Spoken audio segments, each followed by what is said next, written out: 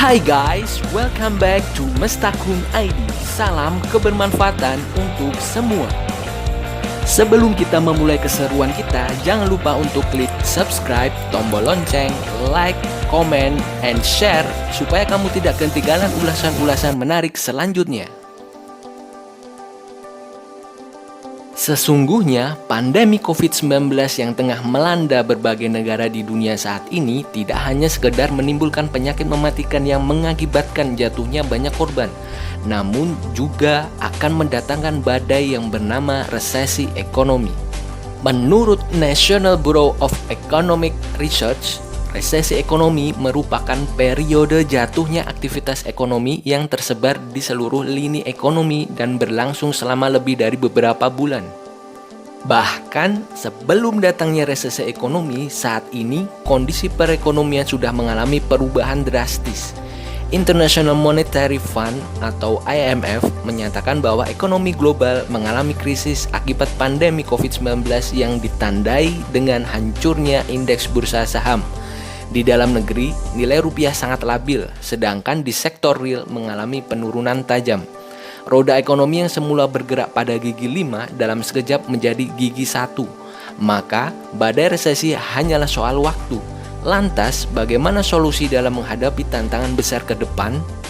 Sejarah telah mencatat bahwa UKM adalah benteng terakhir perekonomian Indonesia. UKM telah terbukti sanggup bertahan dan tetap eksis selama terjadinya krisis ekonomi.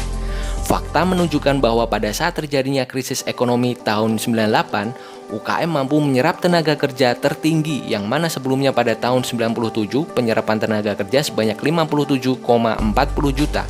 Lalu pada tahun 98 sebanyak 57,34 juta. Dan di tahun yang sama ketika inflasi 88% tetapi sektor UKM tetap berjalan dengan baik. Bergeser pada tahun 2008, di mana pada saat itu terjadi krisis keuangan global yang berawal di Amerika Serikat dan menyebarkan dampaknya ke seluruh dunia. Di Indonesia sendiri, imbas krisis mulai terasa menjelang akhir 2008, di mana perekonomian mengalami tekanan berat karena anjloknya ekspor. Pertumbuhan ekonomi melambat.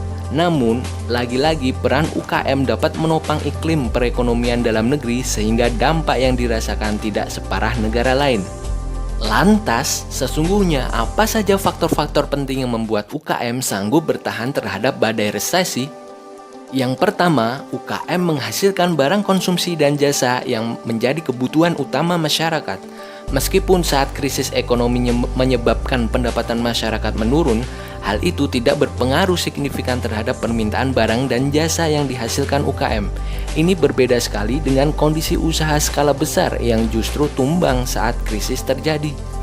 Yang kedua, pelaku UKM cenderung memanfaatkan sumber daya lokal, mulai dari sumber daya manusia atau tenaga kerja, modal, bahan baku, hingga peralatan produksi yang digunakan.